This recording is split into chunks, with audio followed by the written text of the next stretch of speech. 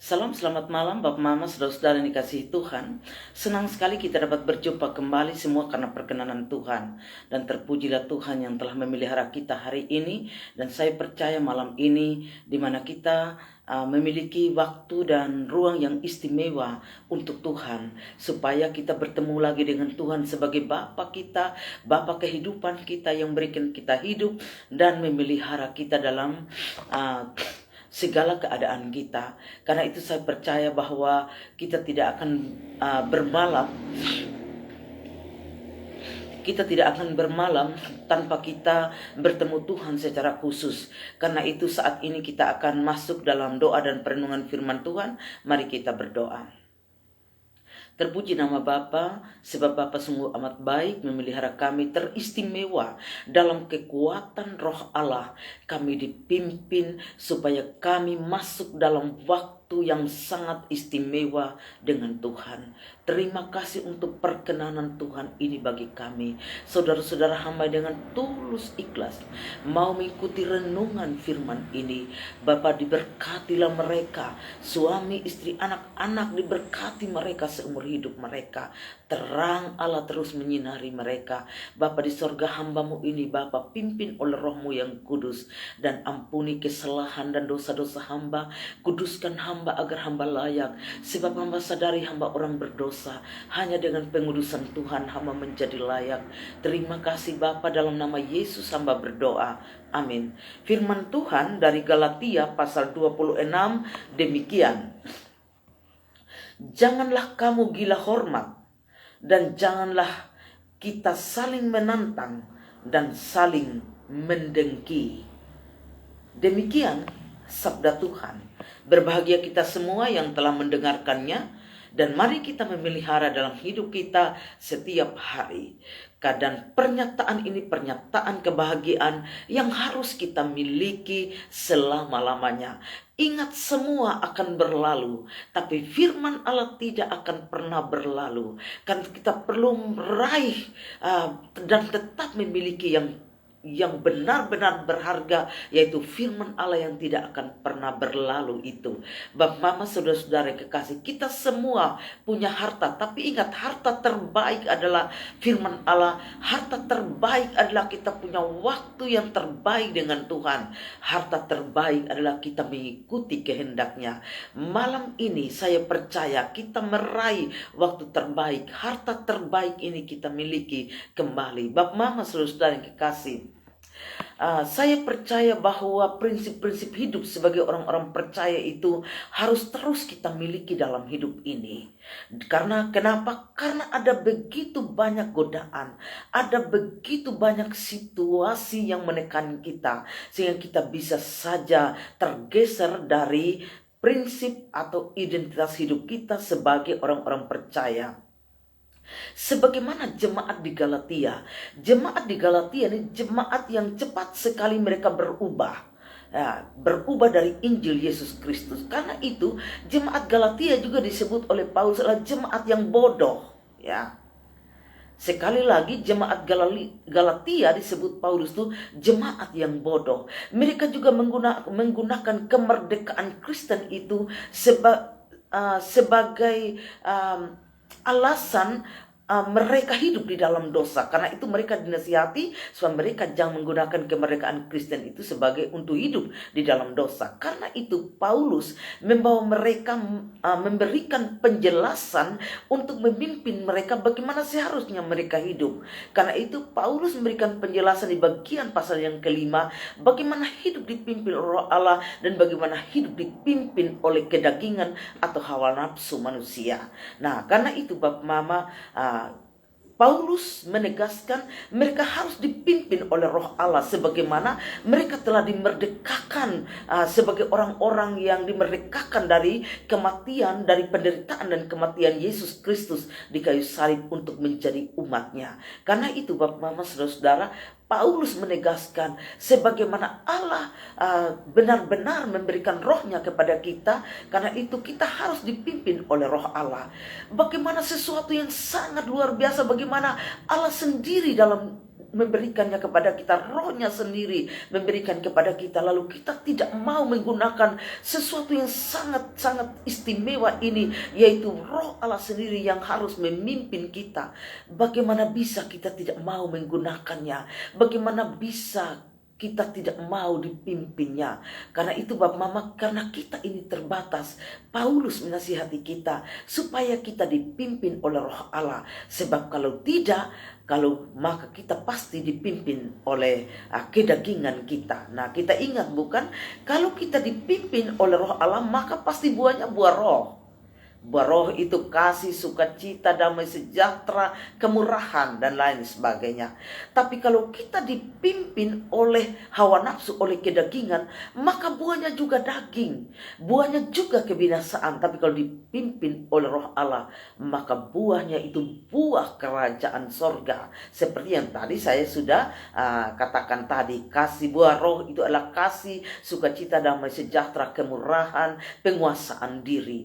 Karena itu Paulus dalam berhadapan dengan situasi jemaat di Galatia, untuk setelah dia menjelaskan tentang hidup di dalam roh, dipimpin oleh roh, atau hidup dipimpin oleh roh dan akibatnya hidup dipimpin oleh hawa nafsu dan akibatnya, maka Paulus memberikan penegasan supaya mereka jangan gila hormat. Ya, ini sangat penting, itu yang pertama. Jangan kamu gila hormat. Nah, Bapak Mama, orang yang gila hormat ini, Bapak Mama, dia lebih buruk hidupnya itu dari orang yang saudara-saudara kita yang gila betul. Orang yang gila hormat ini sangat tidak baik, dia punya mental. Dia cepat, dia tidak mau orang lain itu lebih dari dia. Ini sikap orang-orang yang gila hormat, salah satunya. Ya, orang yang gila hormat juga menggunakan jabatannya untuk menekan orang. Ya, sahabat kita pada salah satu kisah di mana ketika dalam kerajaan Persia, dalam kerajaan Ahasveros, di mana kita mengingat cerita tentang Haman dan Mordekai. Ya, Haman ini diberikan jabatan yang tinggi dalam kerajaan Ahasveros, dan Mordekai sebagai orang Yahudi yang ada saat itu bersama-sama dengan orang Yahudi, dengan Esther keponakannya di situ, di mana ketika orang-orang lewat kan harus sujud, harus berlutut dan sujud menyembah Haman. Tapi Mordekai ini dia tidak sujud, ya, dia tidak sujud dan dia tidak menyembah. Ya. Kenapa? Ada alasan. Kalau Haman itu dia berasal dari keturunan Agag, Raja Amalek, dan itu musuh bebuyutannya itu orang Yahudi. Sementara Haman ini dari garis keturunan Saul, orang Benyamin. Nah, mereka ini baku musuh. Tapi selain karena mereka baku musuh, tapi juga Haman ini berprinsip, mereka punya prinsip di mana mereka tidak bisa melakukan hal itu. Kenapa? Karena dalam kerajaan Persia, orang yang menyembah orang yang lebih tinggi kedudukannya, orang yang berjabatan tinggi kedudukannya, harus menyembahnya seperti menyembah Tuhan. Nah, ini yang Mordekai tidak mau. Benar, Mordekai juga kalau kita menemukan itu, Mordekai kalau kita menemukan juga kisah dalam Keluaran 17 atau 2 Samuel 14 ayat 4 itu memang betul. Ini ketika mereka orang-orang Israel, ketika mereka juga dipimpin oleh raja, betul mereka ada saat menyembah untuk perlu dengan raja. Tapi mereka menyembah raja bukan berarti menyembah Tuhan Allah. Tapi berbeda dengan dalam kerajaan Persia, dalam kerajaan Ahasveros. Kalau menyembah petinggi itu mesti menyembah benar seperti Tuhan. Tidak boleh tidak. Kalau tidak menyembah seperti Tuhan, mereka akan dihukum mati. Dan ini yang Mordekai tidak mau. Bahwa kalian hanya manusia, masa bikin diri seperti Tuhan. Mordekai tetap berdiri untuk tidak berlutut, tidak menyembah. Padahal sudah ada orang yang bilang sama dia, berhari-hari menasihati Mordekai. Tapi Mordekai tetap pada prinsipnya, tidak menyembahkan dong, tahu bahwa harus menyembah mereka seperti Tuhan. Mordekai tidak mau, kamu manusia mau melebihi Tuhan. Mordekai tetap prinsip tidak. Akhirnya kita tahu bahwa sikap dari Haman yang gila hormat ini, bagaimana dia berupaya untuk menghancurkan orang Yahudi, dan bukan saja membalas rasa bencinya pada Haman. Dan menurut dia bahwa kalau hanya menghukum seorang Haman, dia rasa terhina. Karena dia mesti membinasakan semua orang Yahudi yang ada dalam kerajaan Ahasveros. Tapi bagaimanapun pada saat itu Mordekai dan Ester dan orang-orang Yahudi mengambil keputusan untuk berdoa dan berpuasa. Dan ada saat di mana masuk untuk siapa mau perlu raja, ada saat masuk untuk tidak perlu begitu untuk pakai aturan. Karena itu bisa orang perlu menghadap raja.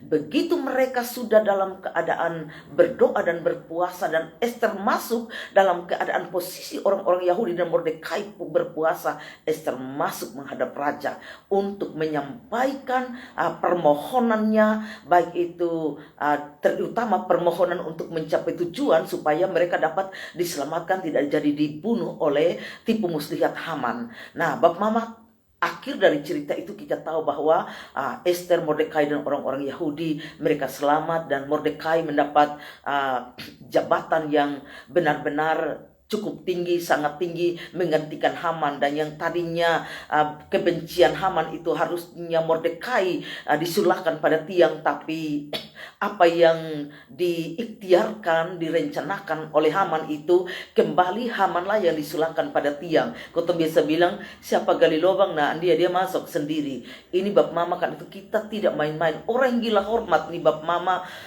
orang yang gangguan mentalnya berat.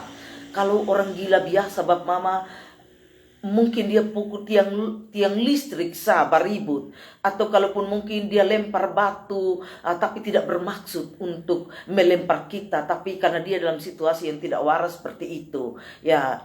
Tapi orang yang gila hormat itu sangat-sangat kejam. Ya, sangat-sangat kejam. Karena itu Paulus melarang orang percaya itu jangan gila hormat. Dan masih ingat juga kisah siapa nih? Kisah pada waktu Pilatus dan imam-imam kepala bertanya pada Yesus, karena Yesus sudah menyatakan diri Yesus siapa dia sebenarnya. Pada waktu mereka bertanya pada Yesus, Yesus diam.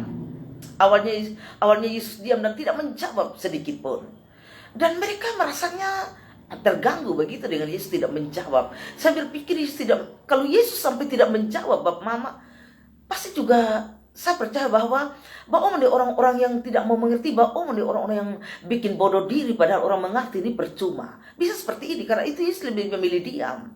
Lalu mereka meninju mukanya, lalu mereka berkata, kamu sendiri yang bilang kamu anak Allah, kenapa kamu tidak jawab? Lalu Yesus hanya jawab dong singkat bahwa kamu sendiri telah mengatakannya. Yesus jawab pendek sah. Tapi Yesus diam saat itu. Kenapa? Memang orang yang sebenarnya sekolah tinggi, berjabatan tinggi, tapi bikin diri sendiri mengerti. Yesus memilih diam. Ya, saya berpikir bahwa Yesus saya meraba benar perasaan Yesus bahwa ini percuma nih, bahwa ada orang yang bikin diri bodoh seperti ini. Bab Mama, tapi dengan orang-orang yang percaya Yesus, orang-orang yang mendengarkan dia, orang-orang yang mengikuti dia, kita bisa menemukan bagaimana Yesus mengeluarkan pernyataan-pernyataan agung bagi mereka. Yesus tidak diam bagi mereka, tapi Yesus mendidik mereka, mengajarkan mereka tentang segala sesuatu tentang kerajaan Allah. Tapi berhadapan dengan orang-orang yang gila hormat tadi itu, bagaimana Yesus diam, dan memang Yesus hanya jawab pendek saat terhadap mereka. Bab Mama, orang-orang yang gila hormat itu sangat berbahaya. Sangat tidak baik sikap mereka, sangat tidak baik mental mereka. Karena itu kita dilarang untuk jangan sekali-kali gila hormat. Nah Bab Mama, saudara-saudara yang kasih, saya juga harus memiliki waspada diri. Ini saya jujur Bab Mama. Kenapa saya harus menjaga bagaimana benar-benar hanya Allah yang dihormati dalam setiap pemberitaan, hanya Allah yang dihormati dalam pelayanannya, hanya Allah yang dihormati dalam pelayanan yang ada, setinggi-tingginya Allah yang dihormati. Karena itu setiap kali saya harus mulai bekerja, saya mesti mencium kaki Tuhan untuk menyembah. Nanti habis live lagi, saya serahkan pada Tuhan segala kehormatan dan kemuliaan. Tuhan tidak boleh ada pada saya, hanya untuk Tuhan, segalanya bagi Tuhan. Supaya Bapak Mama kita tetap bekerja sebagai prinsip pribadi, sebagai hamba tetap bekerja. Prinsip hamba tetap melayani. Jadi walaupun mungkin kita tidak dipuji dan lain sebagainya, tenang. Karena segala kemuliaan hormat itu hanya bagi Tuhan. Kita mesti menjauhkan diri dari rasa seperti itu. Supaya kita tetap berprinsip leluasa dengan hati yang tulus untuk melayani Tuhan. Itu yang pertama. Karena itu sekali lagi jangan gila hormat, karena sangat tidak baik. Bahwa ada kosong di dalam rumah itu yang gila hormat. Mungkin Bapak Mama mungkin saja tapi namanya kita sebagai orang dalam rumah masa kotong sopan santun sone ada so terlalu. Itu memang harus kotong saling menghormati. Tapi kalau saling menghormati satu dengan yang lain itu berbeda dengan gila hormat. Ya. Tapi di mana kita ada itu orang-orang seperti itu, kita bisa bertemu dengan situasi, dengan sikap orang-orang yang suka gila hormat. Salah satu ciri orang gila hormat tuh Bapak Mama, kalau mereka itu tidak dihargai dalam satu organisasi. Apalagi mereka merasa bahwa mereka orang yang berpengaruh di situ. Ya, saya pernah punya pengalaman ketika pertama kali saya ditempatkan di salah satu tempat pelayanan. Dan jujur, saya tidak suka dengan orang yang terlalu gila hormat. Ya. Saya menunjukkan bahwa tidak boleh seperti itu. Saya mengatur demikian rupa kebijakan itu harus melalui keputusan kemajelisan. Terus juga memberitahu aturan-aturan. Nah kalau Bapak tua hanya dia mau dia pun sendiri, ini jujur saya pakai tunggu sampai talai. Karena memang beta suka. Kalau kita mau memberitahu satu ide, kita tidak boleh memaksakan ide kita meskipun menurut kita itu bagus. Karena itu dalam rangka saya bilang, meskipun ide seseorang itu menurut dia sangat bagus, tapi kita mesti melihat kekuatan, kelemahan dari apa yang dia sampaikan untuk satu persekutuan. Karena nanti rapat itu yang akan memutuskan. Karena itu Bapak Mama, karena dia cukup kuat, selama sebelum saya pergi itu dia cukup kuat mempengaruhi, maka saya tentu harus menjelaskan kekuatan kelemahan di semua supaya menerangi mereka pemikiran. Karena saya mengamati, waduh, bertahun-tahun, berpuluh-puluh tahun, belasan tahun sudah diam dalam keadaan begitu. Ini harus dibebaskan dari cara-cara seperti ini. Karena itu Bapak Mama memang jujur sempat tidak baik memang hubungan kami. Tapi saya berdoa pergi pastoral terus. Pokoknya tiba-tiba saya sudah datang. Biar dong marah, tapi saya menjaga sapu hati, saya pergi Tuhan, biar saya disakiti, itu untuk pekerjaan Tuhan. Tapi puji Tuhan, akhirnya kami juga bye-bye juga. Ya bye-bye dengan cara yang memang Tuhan berkenan luar biasa. Tapi jujur Bapak Mama, saya berhadapan dengan orang yang suka gila hormat, jujur saya paling tidak suka. Dan tentu dengan roh Tuhan yang memimpin saya, baik itu dalam antar 2-3 orang atau dalam satu rapat atau lain sebagainya, saya tetap menunjukkan konsisten diri bahwa saya tidak mau terlalu dipengaruhi oleh orang-orang yang gila hormat. Jujur memang Bapak Mama, kita menuntun orang itu pada jalan, pada kebaikan, supaya benar-benar mereka menyadari dalam satu kebersamaan itu, benar-benar kita memahami benar bagaimana seharusnya kita ada dalam satu persekutuan untuk satu tujuan kemuliaan nama Tuhan dengan proses bersama-sama di dalamnya. Karena itu Bapak Mama, kita perlu mengelola perasaan kita dengan baik dalam satu kepemimpinan. Yang kedua Bapak Mama, jangan kita saling menentang. Ya, kalau saling menentang ini soal pertengkaran, ya. Soal pertengkaran yang ada satu mau mengalah satu. Ini seperti itu. Nah, kalau satu mau mengalah satu nih, itu siapa mau dengar siapa? Kalau satu mau mengalah satu. Nah, itu tambah tajam perseteruan itu. Karena itu Paulus tahu bahwa kalau saling menantang itu dia ujung sangat berbahaya. Dan itu bisa saja saling adu jotos, adu kekuatan fisik, dan bisa sampai korban Bapak Mama. Kan kita tahu tuh orang yang suka menentang dan terus berprinsip siapa kuat dia menang. Ini kan di hutan rimba yang begini. Di hutan tuh kan ini hewan mana yang paling kuat, dia yang menang. Nah, kalau bawa sistem hutan rimba ke dalam rumah tangga, ke dalam masyarakat, ke dalam gereja, ini tidak baik. Ya. Karena itu tidak, Paulus tetap menegaskan tidak boleh saling menantang. Harusnya yang satu berupaya untuk menguasai diri, kalau satunya tidak bisa merendah, biar satu harus mengalah. Mengalah merendah untuk kebaikan tuh lebih dari seorang pemenang, Bapak Mama. Bukan berarti bahwa kita tidak bisa untuk menantang dia, bukan. Tapi kita lebih perlu bahwa ikut firman Tuhan, bahwa kita mesti merendah. Merendah bukan berarti bahwa merendahlah, lepas dia dengan posisi dia seperti itu, bukan. Ya, nanti kalau dua-dua sureda, kemudian kita bisa saling berkunjung. Ya, siapa yang bisa dahulu harus berkunjung. Jangan sama sekali tidak. Sureda dulu tuh Bapak Mama sudah. Lalu kita jelaskan begitu. Kalau jelaskan dalam keadaan reda kan enak. Tapi kalau jelaskan dalam keadaan dua-dua saling mendidik, soalnya bisa Bapak Mama. Bisa barabek, bisa bacakar di situ atau dan lain sebagainya. Keadaan akan lebih runyam, keadaan lebih parah, keadaan lebih menyedihkan. Ya. Bahkan lebih banyak juga kisah-kisah menuju pada pembunuhan tuh Bapak Mama. Karena itu menarik diri dari pertengkaran itu sikap-sikap yang sangat baik, sikap berjiwa, memiliki jiwa yang besar di dalamnya. Karena itu Bapak Mama, sekali lagi kita perlu merendahkan diri untuk menjauhi pertengkaran. Baru kemudian kita mengatur baik-baik. Setelah semua sureda, sudingin, baru kemudian kau tombak atur kau baik-baik. Seperti itu. Nanti kalau pikiran sudingin su enak, pasti dua-dua juga bisa menyadari kesalahan. Itu sangat baik juga.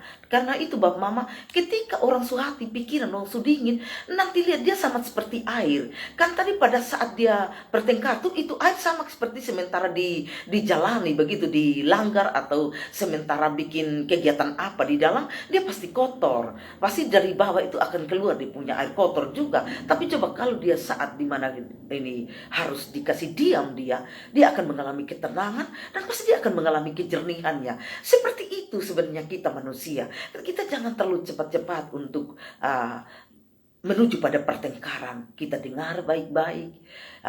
Kalau tidak saling mendengar, maka kita akan saling mengerti. Karena itu kita perlu saling mendengar dengan baik.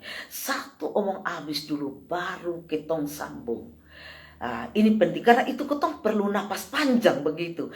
Kalau napas pendek memang son bisa Bapak Mama. Napas pendek ini, aduh, orang belum omong satu kalimat, pokoknya dia sambar pi. Saya pernah bertemu dengan satu kisah begini, dengan berhadapan dengan salah seorang. Ini kebetulan kami akrab juga, kami akrab begitu. Nah, saya kan belum titik juga. Dia bilang begini, beta sudah tahu apa yang mama mau omong. Saya kaget begitu Bapak Mama. Kan dia sudah tahu apa yang saya mau omong. Saya karena tidak suka dengan cara seperti itu, saya bilang begini, nah apa yang mama mau omong coba kasih tahu. Terus dia bilang, sudah lah. Nah aku bilang tadi, sudah tahu apa yang mau omong. Akhirnya saya jelaskan pada dia apa yang saya mau omong. Ternyata berbeda dengan pemikiran. Kata dengar baik-baik dulu. Yesus bilang perhatikan baik-baik ketika engkau mendengar. Kenapa? Karena kita mendengar dengan mencerna. Supaya kita mengerti Bapak Mama. Bapak Mama, kita menjauhkan diri dari pertengkaran. Ingat, buah roh itu kasih, damai sejahtera, sukacita, penguasaan diri di dalamnya. Karena memang kalau dipimpin oleh roh, dipimpin oleh hawa nafsu pasti bertengkar. Karena itu sebagai orang-orang percaya, sebagai anak-anak Tuhan, kita perlu menghindari pertengkaran. Menghindari pertengkaran, tapi didikan kebenaran tetap ada. Kalau semua otak dong, hati dong, sudingin toh, Bapak Mama. Baik, yang ketiga, kita diminta untuk tidak saling mendengki. Ya, ini dengki ini soal iri hati, cemburu, dendam. Nah, karena memang untuk iri hati, dengki, dendam ini Bapak Mama, ini penyakit mental yang parah. Karena itu tentu kita perlu mengecek diri kita, mengecek mental kita. Ceknya oleh apa Bapak Mama? Oleh roh Allah dan firman Allah. Dan bisa juga kita pergi ke klinik jiwa. Di rumah sakit umum kan ada. Bisa masuk ke situ untuk bisa tes kejiwaan. Bapak Mama. Tapi kalau mau dari firman Tuhan sebenarnya ketong bisa luar biasa. Firman Tuhan nih Bapak Mama sangat-sangat mampu. Sebab apa? Karena segala yang dituliskan Allah itu bermanfaat. Segala yang apa yang diilhamkan Allah, yang tertulis sebagai ilhamnya Allah dalam kitab suci, itu bermanfaat untuk mengajar, untuk menyatakan kesalahan, untuk memperbaiki kelakuan, dan untuk memimpin orang pada kebenaran. Bab Mama saudara, kotong sudah lebih dari itu legion tuh, yang itu 6.000 apa setan kok apa dalam diri, tapi Yesus sanggup menyembuhkan. Apalagi hanya gangguan-gangguan sedikit, Yesus sangat sanggup, asal benar-benar kita mau datang. Asal benar-benar kita datang dari kebenaran, kita mau sembuh dari penyakit mental ini, Bab Mama. Karena iri hati, dengki itu penyakit hati yang sangat busuk. Kan itu kotong bisa bilang, hati pun busuk lah. Itu dia, membusukkan hati dan membusukkan tulang. Ini ketika keadaan hati seperti ini. Paulus melarang orang Galatia untuk jangan saling mendengki. Itu penegasan yang benar-benar tajam dan kuat. Kenapa? Karena kita telah ditebus Tuhan, kita dilarang. Ya, itu berarti perlu menjaga hati. Jaga hatimu dengan segala kewaspadaan, maka dari dalam hatimu mengalir aliran-aliran air hidup. Nah, pertengkaran, iri hati, dengki ini kan banyak. Ada iri hati atau cemburu karena mungkin persoalan, ya ketong semua pasti mengerti dan bisa melihat kenyataan-kenyataan hidup ini. Karena itu Bapak Mama kita dilarang. Kenapa? Supaya kita ada damai sejahtera. Hati perlu dijaga. Ingat Yesus berkata, orang yang baik akan mengeluarkan perbedaan yang baik dari hatinya. Tapi orang yang jahat akan mengeluarkan perbedaan yang jahat dari hatinya. Sebelum tidur malam, kita perlu memiliki prinsip. Kita perlu memegang penegasan Paulus ini. Supaya dari dalam rumah, kita benar-benar orang-orang yang dipimpin oleh Roh Allah. Sampai di luar sana juga. Betapa indahnya hidup dalam dunia ini. Meski kita memang harus diperhadapkan pada situasi masalah-masalah hidup, lingkungan, dan bisa saja dimanapun ada sejadi pun sonde enak yang bisa menjengkelkan ketong. Tapi seperti air yang sejuk mengalir, begitulah kehadiran orang-orang yang dipimpin oleh Roh Allah dari dalam rumah, di tempat pekerjaan, di jalan. Mereka benar-benar menjaga seperti aliran air yang menyejukkan setiap situasi dan keadaan. Begitulah anak-anak Tuhan. Mari kita berdoa. Bapa di sorga, dipermuliakan namamu. Sebab kami telah mendengarkan firman-Mu. Saudara-saudara hamba yang dengan tulus mau mendengar renungan ini, hamba berdoa dalam nama Yesus, ketulusan hati Tuhan memelihara mereka, suami istri, anak-anak mereka, seumur hidup mereka, pekerjaan mereka mulai dari perencanaan, di rumah, dalam perjalanan, di tempat kerja. Tuhan Yesus memberkati. Bapa di sorga, air minum makanan mereka, Tuhan Yesus memberkati setiap hari. Hamba berdoa bagi yang sakit hati, sakit pikiran, sakit tubuh, dalam nama Yesus Tuhan jamah, Tuhan sembuhkan, Tuhan pulihkan. Hamba berdoa bagi yang sakit di rumah-rumah sakit, baik juga di rumah-rumah, Tuhan jamah, Tuhan sembuhkan, Tuhan pulihkan. Jadi menurut kehendak-Mu Bapa, hamba berdoa bagi saudara-saudara kami yang dimana ataupun siapapun yang ada dalam berbagai kejahatan. Bapa, hamba memohon jangan pernah membiarkan mereka. Selagi Bapa mereka kasih mereka kesempatan, Bapa bawa mereka karena kasih-Mu kepada jalan-Mu Tuhan, kepada kehendak-Mu. Terima kasih Bapa, kami akan bermalam. Hamba mohon berkat-Mu atas kami semua. Tuhan memberkati dan melindungi kita. Tuhan menyinari kita dengan wajah-Nya dan beri kita kasih karunia. Tuhan menghadapkan wajah-Nya ke atas kita dan memberi kita damai sejahtera. Amin. Bapak Mama, saudara-saudara yang dikasihi Tuhan, akhirnya saya mengucap terima kasih banyak atas kebersamaan kita semua. Dan jika Tuhan berkenan kita hidup hari esok, jika Tuhan berkenan saya memberitakan firman-Nya dalam rohnya, saya percaya kita dapat bertemu kembali. Dan sebagai tanda itu saya akan posting bahwa ingat malam ini kita punya malam. Itu saya selalu posting untuk mengingat. Nah, karena itu Bapak Mama, akhirnya saya mengucapkan hiduplah dan bermalamlah sebagai orang-orang yang mencintai Tuhan selama-lamanya, dan kasih Tuhan selama-lamanya ada bagi kita. Selamat malam dan Shalom.